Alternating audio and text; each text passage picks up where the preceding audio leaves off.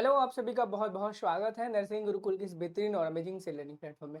अगर आप भी 2026 में एमएससी नर्सिंग या फिर पोस्ट बेसिक नर्सिंग का एंट्रेंस एग्जाम देने वाले हो और आप बहुत ही बढ़िया बहुत ही बेहतरीन तरीके से प्रिपरेशन करने वाले हो, मैं आपको बता दूं आप एकदम बढ़िया और बेहतरीन प्लेटफॉर्म के इस वीडियो को देख रहे हो। आज हम इस वीडियो में सॉल्व करने वाले हैं आपका मॉडल पेपर यानी कि सेट नंबर 1 सॉल्व करने वाले हैं, जिसमें हम बायो साइंसेस को सबसे पहले सॉल्व करके बायो साइंसेस में मैं आपको बता दूं एनाटॉमी, फिजियोलॉजी एंड माइक्रोबायोलॉजी ये 3 सब्जेक्ट कवर होने वाले हैं। ये हमारा पहला मॉडल पेपर रहने वाला है और यकीन मानो जो चीजें मैं पढ़ा रहा हूं उसे बाहर आपके एग्जाम में नहीं आने वाला है और गारंटीड है कि भाई आपके एग्जाम में क्वेश्चन वहीं से बनेंगे। इसका प्रूफ इस बात का ये है कि लगातार मैं लगभग 2 से 3 सालों से नर्सिंग के स्टूडेंट्स की एंट्रेंस एग्जामिनेशन की प्रिपरेशन करा रहा हूं और आप देख सकते हो कि भाई हमने जो कितने बढ़िया रिजल्ट दिए हैं। आप देख सकते हैं 2025 के टॉपर्स हैं वह बच्चे जिन्होंने हमारे नर्सिंग गुरुकुल के प्लेटफॉर्म से पढ़ाई की थी और इस टाइम पर बहुत ही बेहतरीन और बढ़िया गवर्नमेंट कॉलेज से वो अपनी नर्सिंग की आगे की पढ़ाई को कर रहे हैं। अगर आप भी चाहते हो कि 2026 में आपका भी सिलेक्शन हो तो आपको नर्सिंग गुरुकुल के इस प्लेटफॉर्म पे बने रहना है। जितनी भी क्लासेस आपको दी जाती है सारी की सारी क्लासेस पढ़नी है और यकीन मानो जब आप एग्जाम देख करके आओगे ये चीज आपको खुद बिलीव हो जाएगी कि भाई हाँ, जो चीज मैंने आपको पढ़ाई थी, जो चीज हमने आपको सिखाई थी, जो चीज हमने आपको बताई थी वह एग्जाम में आया है और वही एग्जाम में आप करके आए हो और बढ़िया बेहतरीन नंबर पाओगे और एग्जाम में टॉप करके आओगे। ठीक है। अब बहुत सारे बच्चों के मन में होगा कि ठीक है सर, आप इसे बता रहे हो कोई पर्टिकुलर बैच भी क्या आपका जिसमें हमें पूरा कंप्लीट कोर्स मिल जाए। बिल्कुल, आप हमारे नर्सिंग गुरुकुल के मोबाइल ऐप को डाउनलोड कर सकते हो। पेड कोर्सेज में जैसे ही आप जाओगे आपको पोस्ट बेसिक एमएससी नर्सिंग दोनों का कंप्लीट कोर्स मिल जाएगा, जिसमें आपको मैं बता दूं रिकॉर्डेड क्लासेस मिल जाएंगी। आपको जो भी इंपॉर्टेंट, अब देखो हर सब्जेक्ट के बड़ी बड़ी क्लासेस 50-50 घंटे की नहीं होंगी। वही वही इंपॉर्टेंट टॉपिक्स, वही वही इंपॉर्टेंट चैप्टर जिनसे आपके एग्जाम में क्वेश्चंस उठाए जाते हैं, जिनसे आपके एग्जाम में क्वेश्चंस बनते हैं, सिर्फ उन्हीं को पढ़ाया गया। उससे बाहर की जो चीजें हैं वो नहीं पढ़ाई जाएंगी। इसमें रिकॉर्डेड क्लासेस मिलेंगी, आप चाहे एमएससी कर लो चाहे पोस्ट बेसिक कर लो, दोनों में टेस्ट सीरीज मिलने वाली है। पूरी पूरी फुल लेंथ टेस्ट सीरीज आपको मिलेगी, चाहे आप पोस्ट बेसिक कर लो चाहे आप एमएससी नर्सिंग कर लो। साथ ही साथ में आपको हर सब्जेक्ट का 10-10 मॉडल पेपर मिलने वाला है, टेलीग्राम का सपोर्ट मिलने वाला है और प्रीवियस ईयर पेपर्स भी आपको मिलने वाले हैं। एंड सबसे ज्यादा इंपॉर्टेंट चीज क्या है मैं बता दूं, अगर आपने कोर्स ज्वाइन किया है तो भी और नहीं भी किया है तो भी पहला टेस्ट आपका कंप्लीटली फ्री है। यानी कि अगर आप nursing Gurukul mobile app download करते हो और ट्रायल देना चाहते हो भाई आपका हमने जो टेस्ट सीरीज बनाई है वो आपके लिए अच्छी है कि नहीं है, आप हमारे ऐप पे जाकर के पहला जो टेस्ट है जो कि सबके लिए फ्री है आप उसे दे सकते हो नर्सिंग गुरुकुल के मोबाइल ऐप पे। और कोर्स की प्राइस की बात करें तो 499 रुपीज है। अगर आप इसे अभी इनरोल करते हो और कूपन कोड लगाते हो नर्सिंग 20, सॉरी नर्सिंग 10 तो तुरंत आपको 10% का इंस्टेंट डिस्काउंट मिल जाएगा और आप इस कोर्स को ज्वाइन करके अपनी पढ़ाई कंटिन्यू कर सकते हो और एग्जाम में बहुत ही बढ़िया मार्क्स लेके आ सकते हो।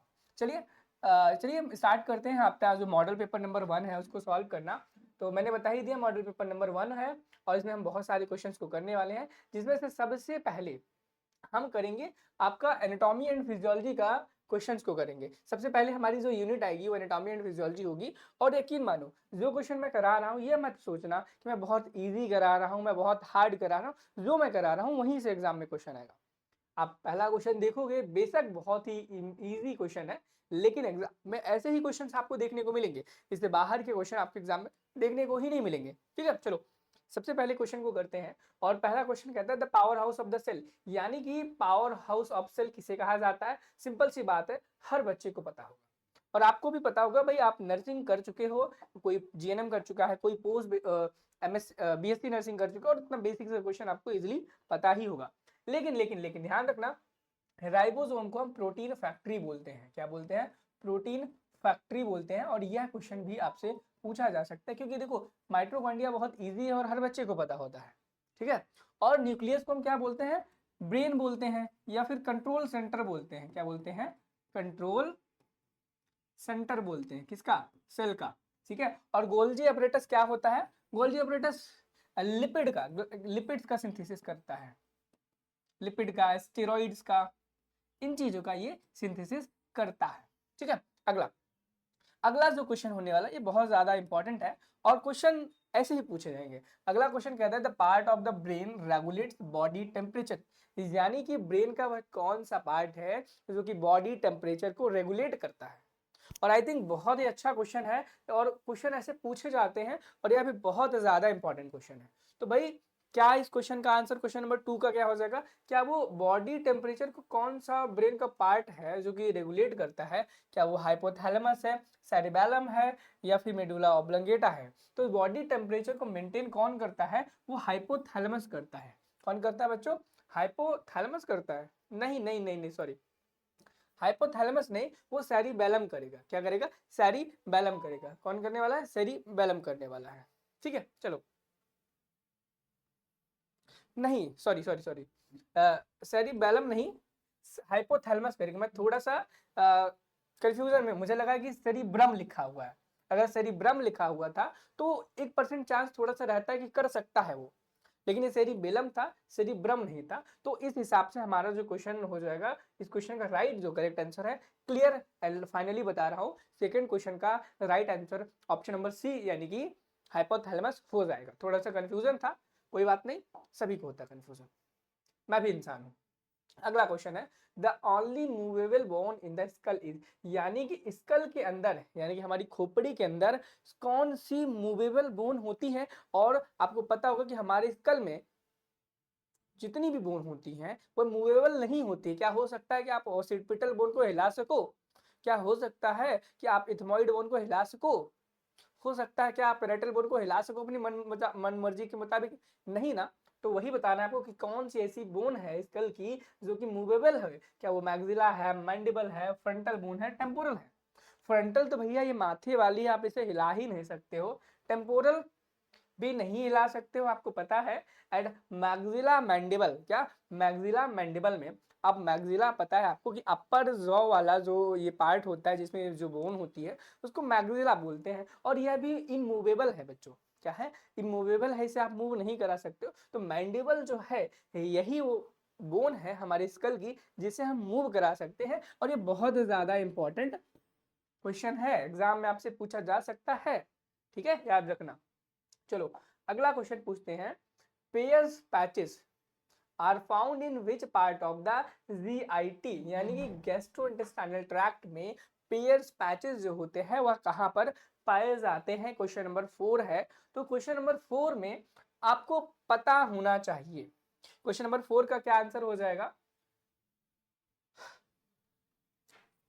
जो देखो जीआईटी के स्मॉल इंटेस्टाइन में होता है, किसमें होता है, स्मॉल इंटेस्टाइन में आपका पेयर्स पैचेस प्रेजेंट होता है।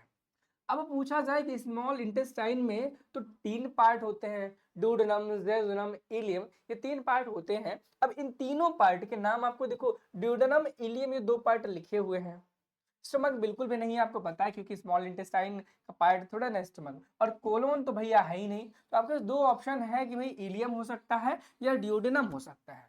तो आपको बताओ कि जो पेयर्स पैचेस होते हैं वो स्मॉल इंटेस्टाइन के इलियम, इलियम जो पार्ट होता है, इलियम इलम जो भी आप पढ़ो उसके अंदर प्रेजेंट होता है। ठीक है चलिए अगले क्वेश्चन पे मूव करें। और अगला क्वेश्चन कहेगा आपसे the pacemaker of human heart, और बहुत इजी क्वेश्चन है भाई। Pacemaker of human heart, इसे हम ऐसे नोड कहते हैं, ऐसे नोड को ही हम सैनो आर्टरियल नोड को हम pacemaker of human heart बोला करते हैं। चलिए अगले क्वेश्चन पे चलेंगे, which hormone is responsible for the let down reflex in lactation, बहुत ज्यादा इंपॉर्टेंट क्वेश्चन है। अब देखो दो बच्चे बहुत ज्यादा कंफ्यूज होते हैं इस क्वेश्चन में, इस तरीके के क्वेश्चन में जहां पर हार्मोन्स की लेट डाउन, मिल्क प्रोडक्शन, इस टाइप के जो शब्द आ जाते हैं। बहुत सारे बच्चों के मन में रहता है कि ऑक्सीटोसिन और प्रोलैक्टिन दोनों का एक ही काम है, लेकिन ऐसा बिल्कुल भी नहीं है। सबसे पहले बात करें कि 2 चीजें होती हैं, एक होता है मिल्क का फॉर्मेशन, फॉर्मेशन ऑफ मिल्क होता है, आप समझ रहे हो, मिल्क का बनना, फॉर्मेशन ऑफ मिल्क। अब दूसरा होता है निपल से, जो एरियोलर के आसपास निपल्स होते हैं ब्रेस्ट में, उससे मिल्क का इजेक्शन होना, इजेक्शन ऑफ मिल्क, मतलब यानी कि इजेक्शन ऑफ मिल्क बोल दो, ejection of milk, ejection of milk. अब देखो अगर फॉर्मेशन की बात करें, किसकी बात करें, फॉर्मेशन की, कि मिल्क जो है वो बनता किस हार्मोन की मदद से है, तो भाई बनता आपका प्रोलैक्टिन की मदद से है, प्रोलैक्टिन की मदद से, याद रखना। लेकिन बनने के बाद ब्रेस्ट के निप्पल से जो मिल्क इजेक्ट आउट होता है वह ऑक्सीटोसिन की मदद से होता है। किसकी मदद से होता है, ऑक्सीटोसिन की मदद से होता है। तो वहीं पर बोला गया let down reflex, let down का मतलब होता है बाहर निकालने के लिए या बाहर निकलने वाला जो रिफ्लेक्स है, रिफ्लेक्स एक्शन है, उसमें जो हार्मोन है वह कौन सा होता है। तो भाई ये इजेक्शन यानी कि बाहर निकलना, और लेट डाउन का भी मतलब वही है। लेकिन अगर आपसे एग्जाम में फॉर्मेशन ऑफ मिल्क प्रोडक्शन पूछा जाए तब हमेशा आपको आंसर प्रोलैक्टिन ही रखना है। लेकिन अगर यहाँ पर मिल्क इजेक्शन पूछा गया है, लेट डाउन पूछा गया है, तब आपका ऑप्शन बी यानी कि ऑक्सीटोसिन हो जाएगा। आई थिंक इतना क्लियरली आपको बहुत ही अच्छी तरीके से समझ में आया होगा। बहुत इंपॉर्टेंट क्वेश्चन है सातवां, और छठवां तो था ही, छठवां था ही क्योंकि इतने बढ़िया तरीके से मैंने एक्सप्लेन किया आपको, आई थिंक आप समझ पाओगे। अब सातवां जो क्वेश्चन है, सातवां क्वेश्चन कहता है कि longest muscle in the human body, longest bone तो आप जानते होंगे और बचपन से जीके की किताबों में पढ़ते आए होंगे कि सबसे लंबी हड्डी कौन सी होती है, सबसे छोटी हड्डी कौन सी होती है। लेकिन आज आपसे पूछा गया है कि ह्यूमन बॉडी में जो सबसे लंबी मसल होती है आपकी बॉडी में उसका क्या नाम है। क्या आपका ग्लूटस मैक्सिमस होती है, सार्टोरियस होती है, स्ट्रेपिडिस होती है, या फिर क्वाड्रिसेप्स फेमोरिस होती है। तो इस क्वेश्चन का क्या आंसर हो जाएगा, क्वेश्चन नंबर 7 है, और क्वेश्चन नंबर 7 का जो करेक्ट आंसर हो जाएगा क्या, सार्टोरियस। क्या हो जाएगा, सार्टोरियस क्वेश्चन नंबर 7 का करेक्ट आंसर हो जाएगा। सार्टोरियस है वो आपकी लॉन्गेस्ट मसल है ह्यूमन बॉडी में। अब चलो, बहुत इंपॉर्टेंट क्वेश्चन था, मैंने बोला है इसको आप लिख लेना। लेकिन ध्यान रखो, अगर आपसे लॉन्गेस्ट पूछा गया है तो सबसे स्मॉलेस्ट भी आपसे पूछा जा सकता है एग्जाम में।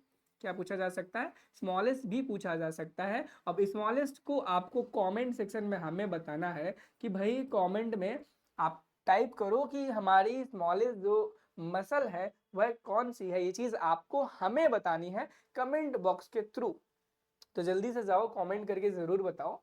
एंड अगेन बहुत ज्यादा इंपॉर्टेंट क्वेश्चन जो कि आपके एग्जाम में बहुत बार पूछा गया है, ये पूछा गया है कि द सर्कल ऑफ बिलीज जो है वह ब्लड किसको सप्लाई करती है। सर्कल ऑफ बिलीज जो ये ब्लड वेजल्स हैं या आपका जो सर्कुलेटरी सिस्टम में पाथवेज हैं वह ब्लड किसको सप्लाई करती है। क्या वो हार्ट को करती है, लंग्स को करती है, किडनी को करती है, या फिर ब्रेन को करती है।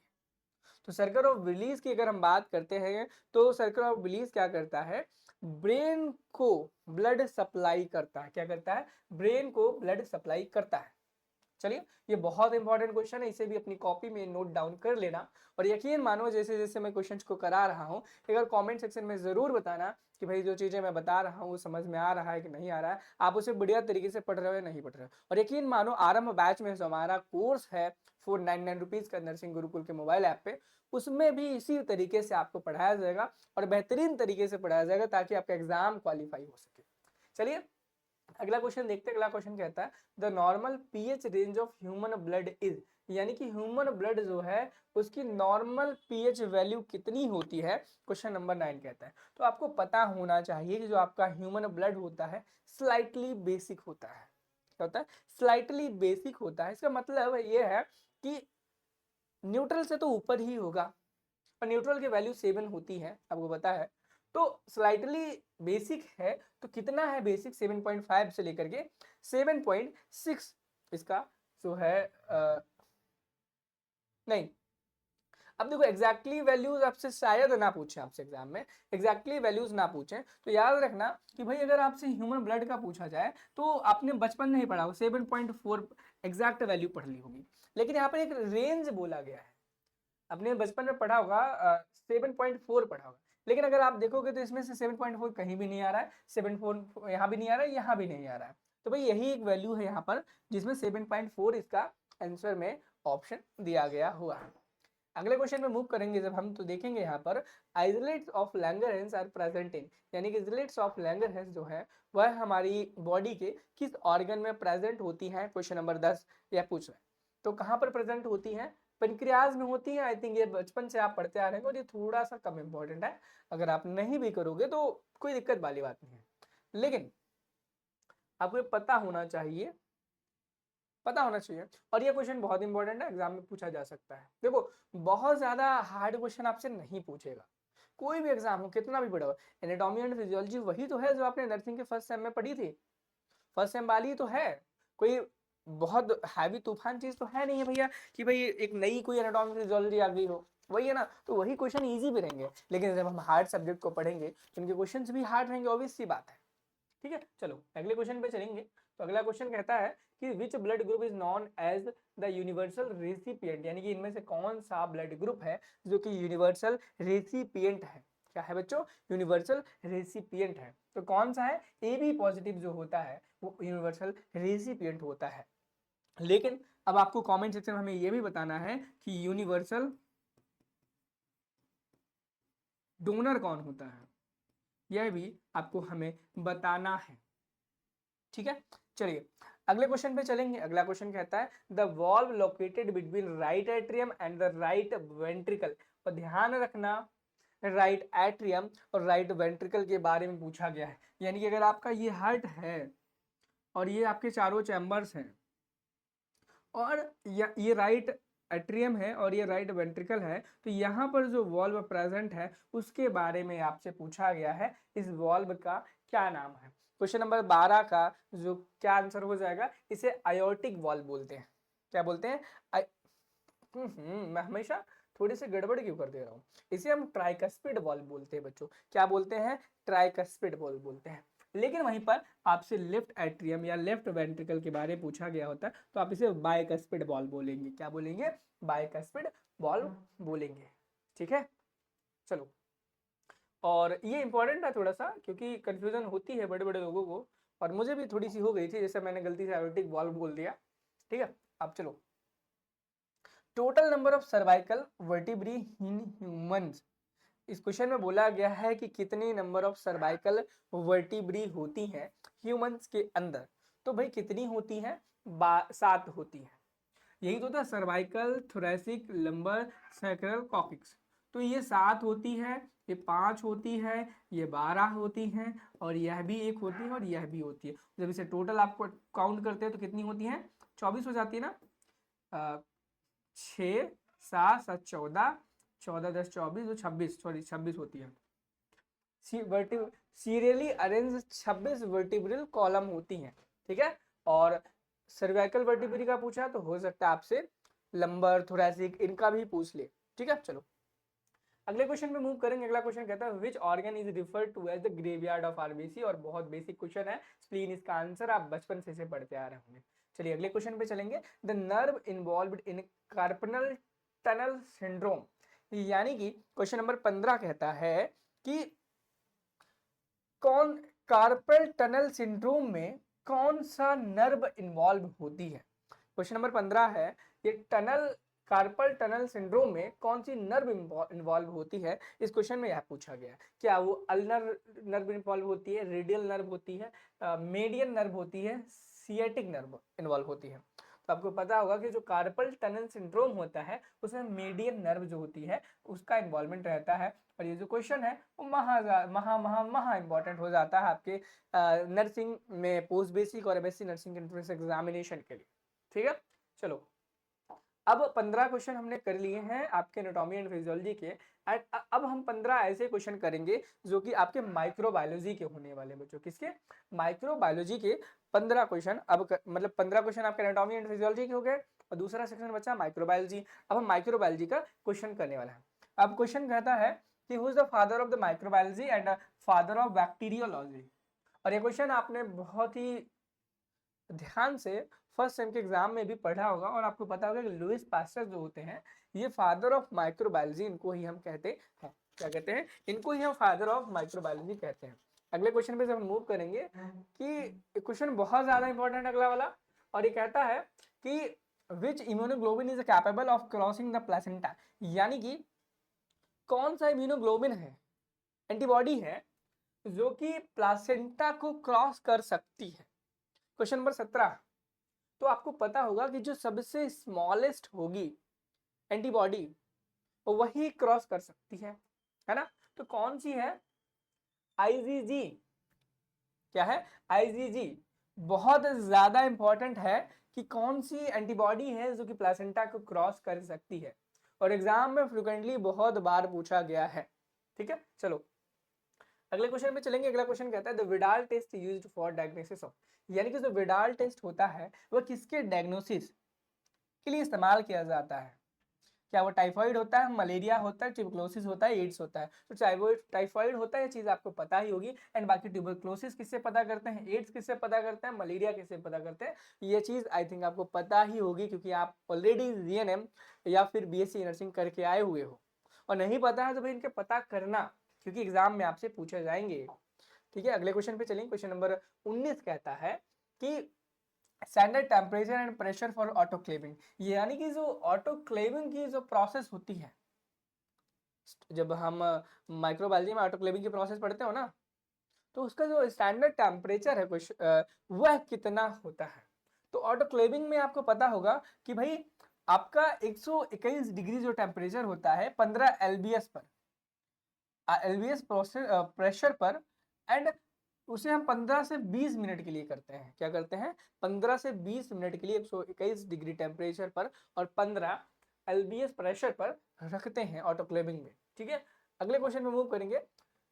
ये क्वेश्चन कहता है कि which organism causes gas gangrene, यानी कि कौन सा ऑर्गन है जो कि गैस गैंग्रीन कॉज करता है? अब ऑर्गेनिज्म पूछा गया है और इस क्वेश्चन को आपको हमें कमेंट में बताना है। मैं एक बात बता दूं, मेरी खासियत रहती है बच्चों, जब भी मैं पढ़ाता हूँ ना, जितने भी क्वेश्चन लेके आता हूँ उसमें से एक क्वेश्चन बच्चों को होमवर्क में जरूर देता हूँ, और आपको कमेंट में बताना है क्यों लिखना है। क्यों लिखने के बाद क्वेश्चन नंबर 20 है तो 20 लिख देना है, उसके बाद आपका जो करेक्ट आंसर है उसको लिख देना है। इस प्रकार से क्या करना है, इस प्रकार से उसको लिख देना है, समझे। चलो अगले क्वेश्चन पे चलेंगे। A hospital acquired infection is known as, बहुत इंपॉर्टेंट क्वेश्चन है कि हॉस्पिटल एक्वायर्ड इन्फेक्शन को क्या कहा जाता है? क्या एट्रोजेनिक इन्फेक्शन बोलते हैं, नोसोकोमिनल इन्फेक्शन बोलते हैं, कम्युनिटी एक्वायर्ड इन्फेक्शन बोलते हैं, इडियोपैथिक इन्फेक्शन बोलते हैं? क्वेश्चन नंबर 21 का जो करेक्ट आंसर हो जाएगा वो क्या हो जाएगा? नोसोकोमियल इन्फेक्शन बोलते हैं। क्या बोलते हैं? नोसोकोमियल इन्फेक्शन बोलते हैं। अब देखो, नोसोकोमियल इन्फेक्शन आपको हॉस्पिटल से एक्वायर्ड होता है, ये चीज आपको पता है, लेकिन याट्रोजेनिक इन्फेक्शन कैसे होता है यह भी पता कर लेना, हो सकता है आपसे एग्जाम में पूछा जाए। हो सकता है कम्युनिटी एक्वायर्ड इन्फेक्शन किसके द्वारा होता है ये पूछा जाए, इडियोपैथिक इन्फेक्शन किसके द्वारा होता है, किस जगह की, किस लोकेशन की जगह वजह से होता है, यह भी आपसे एग्जाम में पूछा जा सकता है। तो भाई यह चीज भी आपको पता होनी चाहिए। चलिए अगले क्वेश्चन में मूव करेंगे। अगला क्वेश्चन कहता है कि rice water stool is a characteristic sign of infection by, यानी कि राइस वाटर स्टूल जो बीमारी है, ठीक है, तो उसका जो कैरेक्टरिस्टिक साइन है, ठीक है, वह इन्फेक्शन किसके द्वारा किया जाता है, यानी कि उसके बैक्टीरिया पैथोजन के बारे में, कॉजेटिव एजेंट के बारे में पूछा गया है। क्वेश्चन नंबर 22 जो है इसमें क्या पॉजिटिव एजेंट के बारे में पूछा गया है, राइस वाटर स्टूल के बारे में। राइस वाटर की तरह स्टूल निकलता है जब, तो किस किस इन्फेक्शन के थ्रू निकलता है? क्या वो सैल्मोनेला टाइफी के कारण होता है, वेबरो कॉलरी के कारण होता है, सिगेला के कारण होता है, या फिर ई कोलाई के कारण होता है? क्वेश्चन नंबर 22 जो है इसका क्या राइट आंसर हो जाएगा? विब्रो कॉलरे, जो कि कॉलरा प्रोड्यूस करता है, लेकिन एक सिम्टम है, एक कैरेक्टरिस्टिक है राइस वाटर स्टूल, ठीक है, जो कि किसके द्वारा इन्फेक्शन कॉज होता है? विब्रो कॉलरे के द्वारा होता है।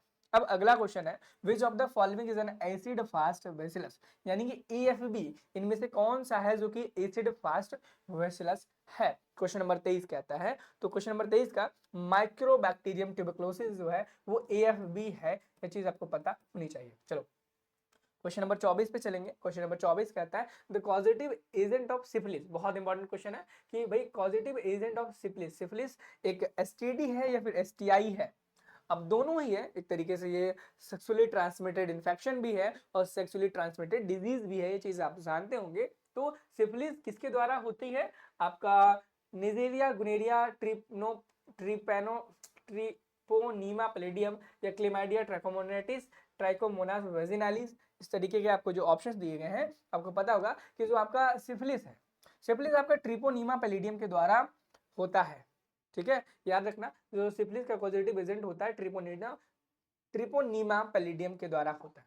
एंड आज का लास्ट क्वेश्चन होगा which of the following DNA is virus, इनमें से कौन सा डीएनए है जो कि वायरस है, क्या वो हेपेटाइटिस सी है या एचआईवी का जो वायरस है वो है, या हेपेटाइटिस बी का है, या फिर हेपेटाइटिस ए का है। क्वेश्चन नंबर 25 का जो राइट आंसर हो जाएगा आपका हो जाएगा हेपेटाइटिस बी, यानी कि जो यहाँ पे हेपेटाइटिस बी है उसका जो डीएनए है वो वायरल डीएनए होता है, वायरस डीएनए होता है, क्या होता है, वायरस डीएनए होता है। तो सक्सेसफुली हमने यहाँ पर टोटल 25 क्वेश्चंस का एक सेट किया, और यकीन मानो ये वही क्वेश्चंस हैं जो आपके किसी न किसी स्टेट के एंट्रेंस एग्जाम में, पोस्ट बेसिक के, एमएससी नर्सिंग के एंट्रेंस एग्जाम में पूछे गए हैं। और यकीन मानो आप किसी भी स्टेट का MSc nursing post basic exam दे रहे हो और आपके लिए भाई बहुत ज़्यादा बेहतरीन है, बहुत ज़्यादा बढ़िया क्लासेस हैं, इसे करना ज़रूर, और नेक्स्ट मॉडल पेपर के लिए कमेंट ज़रूर कर देना, एंड हमारे आरएम बैच को भी ज़रूर से ज़रूर ज्वाइन करना ताकि आपकी प्रिपरेशन बहुत ही बढ़िया तरीके से हो सके। मिलते हैं नेक्स्ट वीडियो में मॉडल पेपर नंबर 2 के साथ। Thank you, have a nice day, bye bye.